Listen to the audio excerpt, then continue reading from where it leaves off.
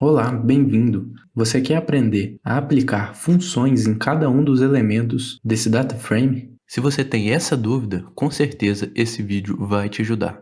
Aproveite para se inscrever no canal para continuar recebendo conteúdos sobre Python e seus frameworks.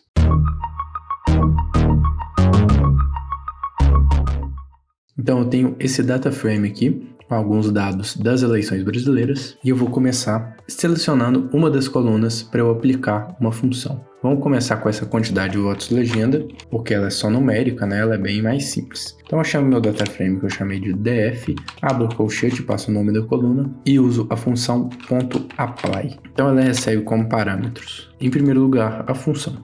E vamos começar com uma função que já existe do NumPy, por exemplo, numpy.square. Quero que eleve esses valores ao quadrado. Só para vocês entenderem como é que é essa função, então eu passo aqui, por exemplo, o 2 e ele me retorna 4. Se eu passasse o 5 aqui, por exemplo, né, ele me retornaria 25. Quando a gente usa a função apply, a gente não precisa passar o parênteses aqui depois, porque já está implícito que ele vai pegar essa função e aplicar para cada um desses valores. Então, o simples fato de passar isso, ele já me retorna toda a minha série elevada ao quadrado.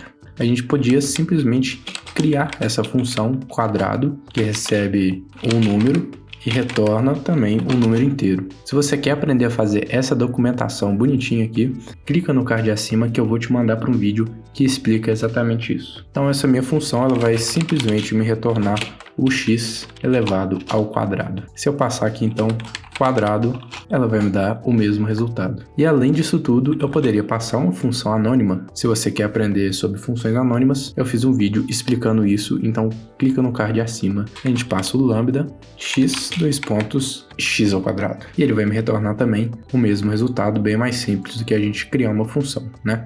E vocês podem ver que ele já me retornou aqui em 64, porque como padrão, ele tem esse parâmetro do convert the type igual a true. Então ele já converte o que ele acha mais conveniente. Mas se eu quisesse que ele não fizesse essa conversão, eu poderia passar aqui o false e ele retorna como um objeto. Você pode ter se perguntado, se eu não preciso colocar o parênteses aqui dentro do apply quando eu chamo a função, e se minha função tiver mais de um argumento, como é que ela vai saber qual que é o segundo argumento? Então vamos criar uma função chamada soma que recebe argumentos. Vamos passar essa função soma e a gente vai falar que os outros argumentos, digitando o parâmetro args, são igual a 1, 2 e 3. Então ele vai pegar lá o 5 que ele já tinha, somar com o 1, somar com 2 e somar com 3 e dá 11, e assim ele fez para todos. Então se tiver mais de um elemento, é só passar dentro do args aqui tudo que eu quero passar. Agora vamos criar um outro data frame aqui, que tem uma coluna com listas. Eu poderia chamar meu df call3 aqui, .apply, e passar uma função lambda. Só que dentro dessa função lambda, eu posso passar uma compreensão de lista. Eu quero que esse meu número dentro da lista seja elevado ao quadrado. Para cada número x dentro da minha lista, que eu chamei ela de item aqui, né? Ele vai receber essa lista. Eu quero que eleve esse x ao quadrado se o x for igual a 2. Se não, simplesmente retorne o valor de x. E executando, faltou in aqui, né? For x in item. E executando isso, vocês podem ver que o único valor que ele levou ao quadrado foi esse, que é o 2. E você podia criar também funções complexas, passar aqui para ele aplicar, né? Cheio de condições e etc. Agora eu vou mostrar para vocês como usa o apply no data frame como um todo.